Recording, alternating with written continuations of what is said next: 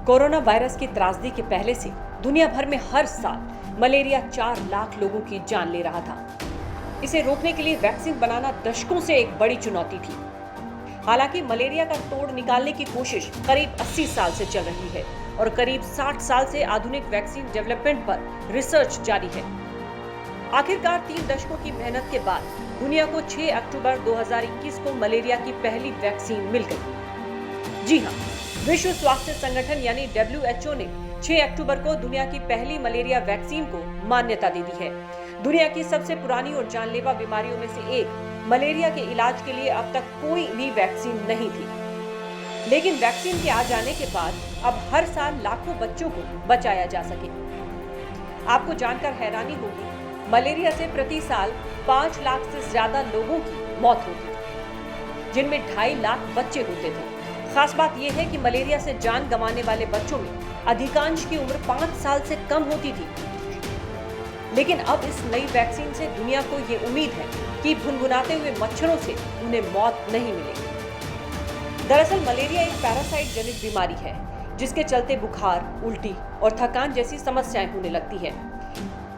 ये बीमारी धरती पर हजारों सालों से है। इसे फैलाने में मच्छरों की बड़ी भूमिका रही है।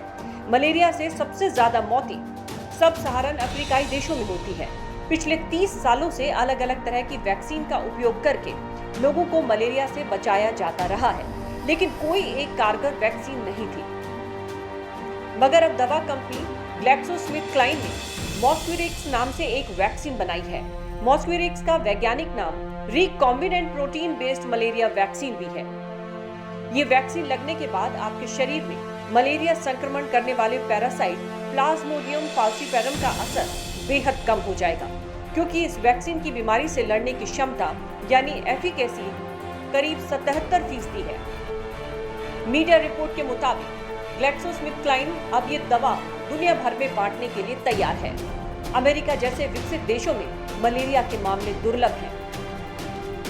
वहां पर हर साल करीब 2000 मलेरिया के केसेस सामने आते हैं। GSK का दावा है कि मॉस्क्विरिक्स सिर्फ मलेरिया के लिए ही नहीं, बल्कि किसी भी तरह के पैरासाइट जनित बीमारी के इलाज में कारगर है। आपको बता दें कि WHO के मुताबिक इस बीमारी के चलते साल 2019 में ही अफ्रीका में करीब 3,86,000 से ज्यादा लोगों की मौत हो गई थी। मलेरिया के कुल वैश्विक आंकड़ों में से WHO के अनुसार 1.3 अरब की जनसंख्या वाले अफ्रीका से 94% मामले आते हैं। अभी इस वैक्सीन को सिर्फ अफ्रीकी देशों के लिए मंजूरी मिली है और अब दुनिया भर में इसे रोल आउट करने पर प्लान बनाया जाएगा। Bureau report.